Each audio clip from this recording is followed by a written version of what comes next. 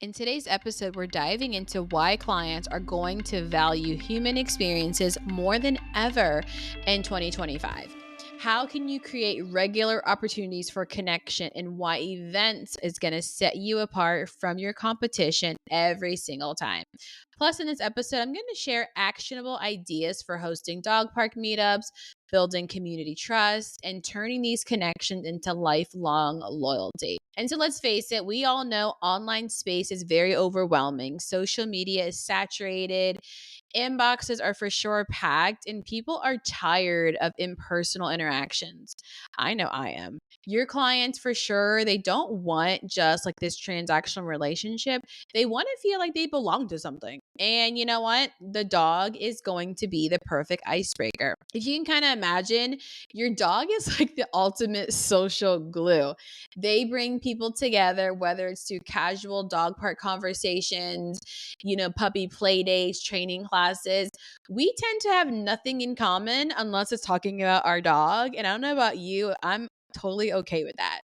I've seen people for sure make lifelong friendships. I have lifelong friendships with my clients. Some romantic, dating apps going on right now, but that's really all because of their pets. And that goes to show you just how powerful the industry that you're in and what it can do for natural human behavior. Businesses that are creating those spaces, however, those intimate, meaningful opportunities, they're who clients are going to stick with and remember for years to go. And so here's the thing, if you're not out in a community right now, you're basically invisible. That could be an in person community or an online community. But in 2025, I'm going to encourage you with this podcast to create an in person community. Contractors and new businesses grow their client base by showing up, shaking hands, and becoming a familiar face in their neighborhoods. It's not just about being seen, but it's about being trusted. So, hosting your in person event doesn't have to be like super complicated or even costly. Something that we used to do was just simply setting up a standing dog park meetup. That means that every Thursday or Saturday, like a Thursday evening or Saturday morning, you can make a huge impact. When your clients know they can count on you to show up regularly, it definitely builds trust, loyalty, and a sense of connection. And so, for instance, on a Thursday, you can create an evening dog park visit from like 6 p.m. to 8 p.m. or daylight savings, maybe 5:30 to 7:30, 2 hours or so. But just a time where you can make a flyer, put it in a Facebook group, and let clients know, hey, listen, if you're looking to socialize your puppy or meet new friends or hang out, like we will be at the park every Thursday, someone from our team from these hours. And now, if you don't get immediate traction, people will know where you are and where to refer other people because they know you are the one that hosts that meetup every single week. You might be thinking, like, how can I make this work? Well, it's really simple. If you can't be the person that shows up every evening, you can rotate it with your team. If Thursday evenings don't work, maybe Saturday mornings could work better from 10 to 12. Let people kind of sleep in and then come out with the dog. You basically want to choose a time frame that works well in your market. So you want to find that central dog friendly location and just hang out. Now, I'm not telling you to get like a work permit or a park permit and like have your tables and benches and all that set up. We're not doing all that.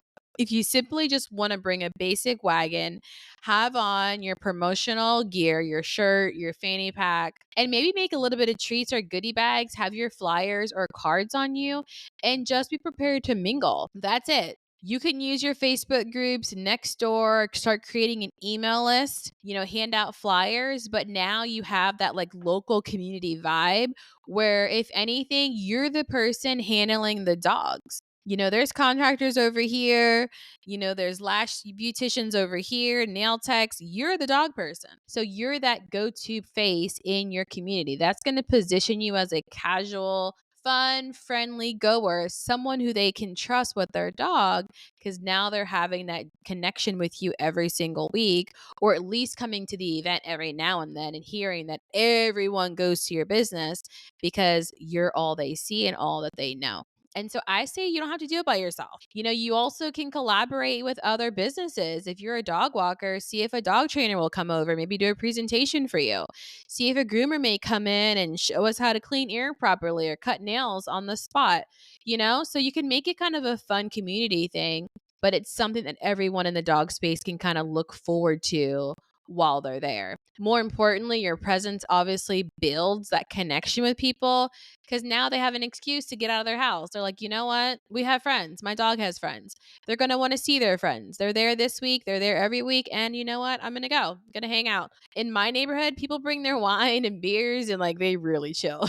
So yours doesn't have to be that serious, but people, instead of spending a whole bunch of money in restaurants and bars these days, like they'll camp out and just have a good time with their dog. And so I would think of it like very casual.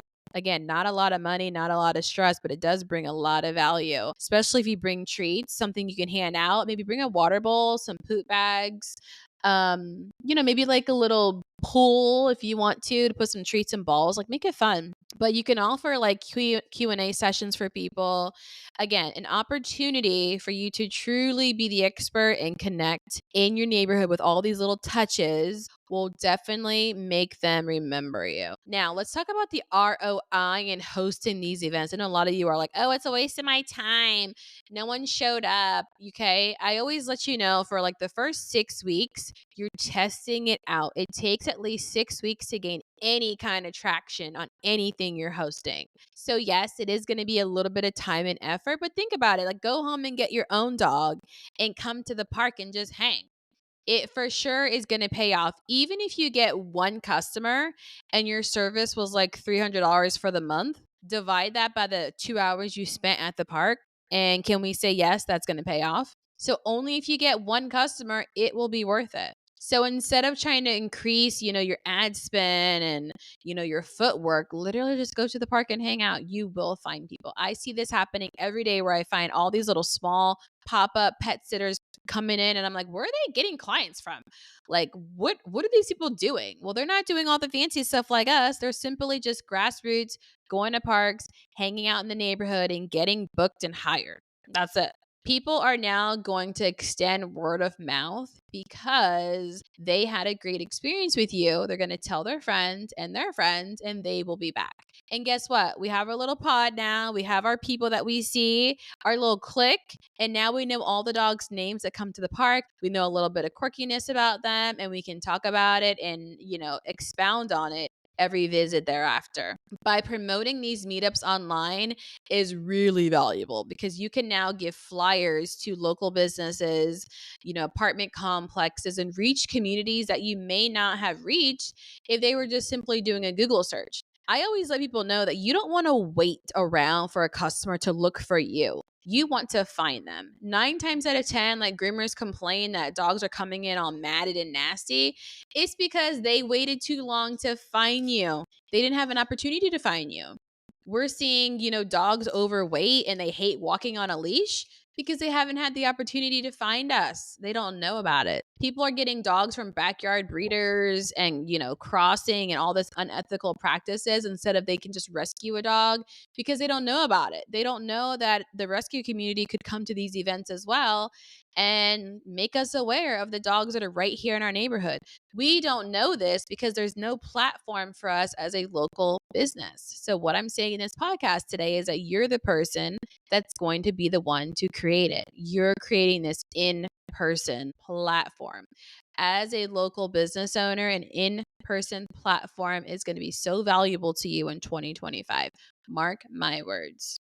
And so I know a lot of you are thinking, Natasha, I'm introverted or I don't have time for this. But trust me, a lot of my millionaire friends are introverts. So unless you don't have someone to pay to do this for you, you got to show up for your business. You're going to show up for your business this time and show up in person. I know it can feel overwhelming, but it only feels overwhelming because we don't do it enough.